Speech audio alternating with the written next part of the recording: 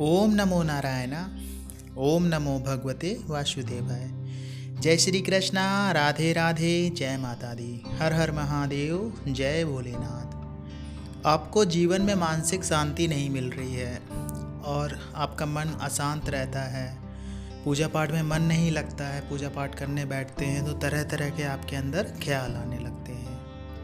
कुछ इस तरह से काफ़ी लोगों के साथ में होता है और होता ही रहता है। तो इसके लिए एक कहानी हम आपको सुनाते हैं। एक बार क्या हुआ, एक सेठ थे तो उनके पास में बहुत सारा पैसा था, बहुत धन था, सारी सुख सुविधाएं थी, सब कुछ था, लेकिन मानसिक शांति नहीं थी।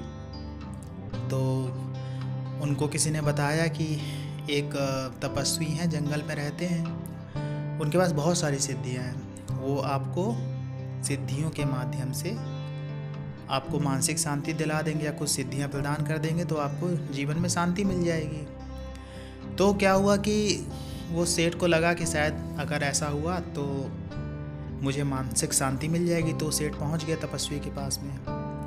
तो तपस्वी ने उन्हें देखा, बोला ठीक है, बोला जाओ धूप में बैठ जाओ। तो काफ़ी गर्मी का मौसम था, उनको धूप में बैठा दिया सेठ जी को। इतनी ज़्यादा गर्मी थी, सेठ जी की हालत ख़राब हो गई और तपस्वी महाराज अपना पेड़ के नीचे छाया में मस्त बैठे ध्यान में लगे हुए हैं। कोई बात नहीं, शाम हो गई। अब जब शाम हो गई तो उन्होंने खाना मंगवाया तपस्वी महाराज ने, और तरह तरह के पकवान उसी सेठ के सामने बैठ के खाने लगे। और सेठ से नहीं पूछा, ना ही सेठ को खाना दिया, और खूब खाना खाया, आराम से खाया पिया और सो गए। और उनको बोला कि आप ऐसे ही बैठे रहना। तो सेठ ऐसे बैठे रहे। अब सुबह हो गई तो सेठ को बहुत गुस्सा लगी। सेठ को ये लगा कि मुझे बेवकूफ़ बना रहा है और इसके पास कोई सिद्धियां नहीं है, अगर होती तो मुझे सिद्धि ज़रूर देता, लोगों ने मुझे गलत जगह भेज दिया है। तो सेठ ने बोला कि महाराज अब मैं जा रहा हूँ, अब मुझे आपकी कोई ज़रूरत नहीं है। तो गुरु जी ने बोला, तपस्वी जी ने बोला कि बैठो, तुम्हें जो शिक्षा मिलनी चाहिए थी शायद वो शिक्षा तुम्हें मिल चुकी है। तो सेठ अचानक से सोचने लगा कि मुझे कौन सी शिक्षा मिल गई। एक तो उन्होंने मुझे धूप में बैठा दिया, खाने को भी नहीं दिया, पूरी रात जगा के रखा, खुद तो मस्ती से सोते रहे और अब बोल रहे हैं कि हमें शिक्षा मिल गई।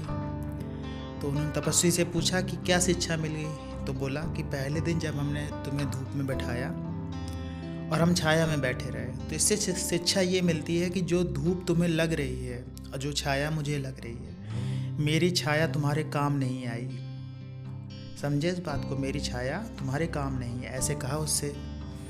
नहीं समझा।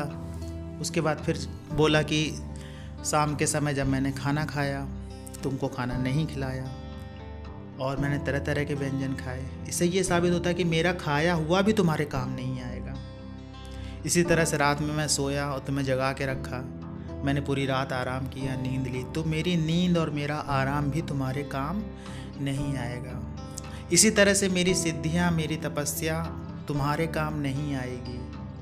तुम ये सोच के आए हो कि तुम बिना कुछ तपस्या किए, बिना कुछ कर्म किए जीवन में सब कुछ पालोगे, तो ऐसा असंभव है। तो ये कहानी सुनाई जब सेठ को, तो सेठ की आंखें खुली कि हाँ, मुझे तपस्या करनी चाहिए, मुझे जीवन में कुछ ऐसे कार्य करने चाहिए जिससे मुझे मानसिक शांति मिल सके।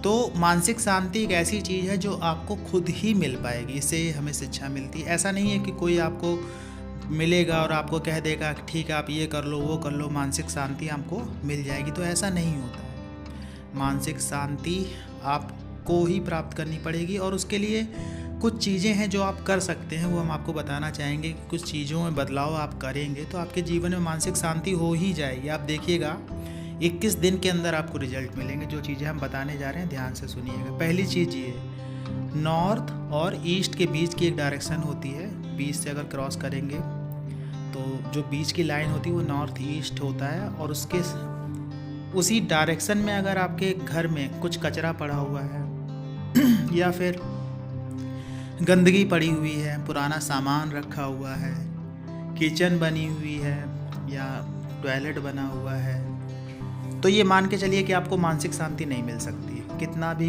कोशिश कर लीजिए आपको मानसिक शांति नहीं मिलेगी।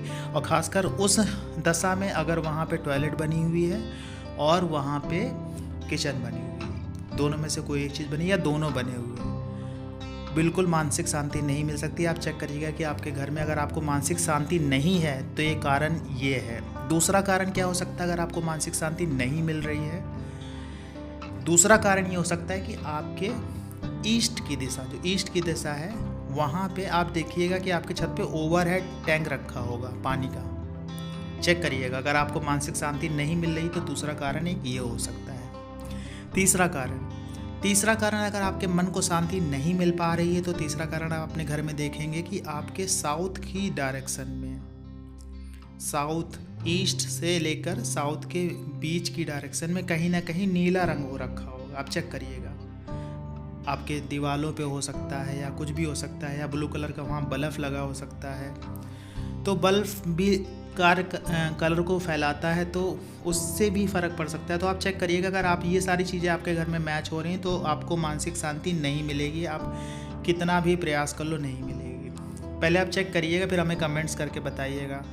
और जो ये चाहते हैं कि इन चीज़ों का उन्हें उपाय मिल जाए कि कैसे ये सारी चीज़ें ठीक हो जाए, मानसिक शांति मिलने लगे, दिमाग शांत हो जाए, जो हम सोचते हैं सही डायरेक्शन में सोचने लगें, तो ये सारी चीज़ें आप अगर देखेंगे अपने घर में तो आपको पता चलेगा कि नहीं, इन कारणों की वजह से भी ऐसा होता है। कभी कभी क्या होता है, हम पूजा पाठ में लगे रहते हैं, सब कुछ करते रहते हैं, सारे व्रत करते हैं, सब कुछ करते हैं, लेकिन क्या है कि हम केवल एक पक्ष देखते हैं, दूसरा पक्ष देखने का प्रयास नहीं करते, तीसरा पक्ष देखने का प्रयास नहीं करते हैं। आपको पता है आपका शरीर 5 तत्वों से मिलकर बना है।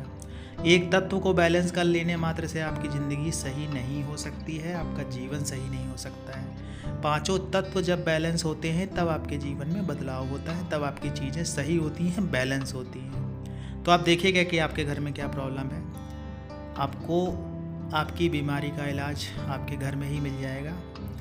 और प्रयास करेंगे तो जीवन भी अच्छा हो जाएगा, प्रयास नहीं करेंगे तो जीवन ऐसे ही चलता रहेगा। और किसी का कराया हुआ शक्ति ट्रांसफ़र, ये ट्रांसफ़र, वो ट्रांसफ़र, इन सब चक्करों में अगर आप फंसेंगे तो आपकी ज़िंदगी भी बर्बाद हो जाएगी और कुछ मिलेगा भी नहीं। आपको जो कुछ पाना है आप अपनी मेहनत से पा सकते हैं, अपने कर्मों से पा सकते हैं। आशा ये जानकारी आपको अच्छी लगी होगी। जानकारी अच्छी लगी हो तो वीडियो को लाइक करिएगा, कमेंट्स में जो आप पूछना चाहते हैं वो पूछिएगा। मिलते हैं आपसे अगले वीडियो में नई जानकारी के साथ में, तब तक के लिए जय श्री कृष्ण।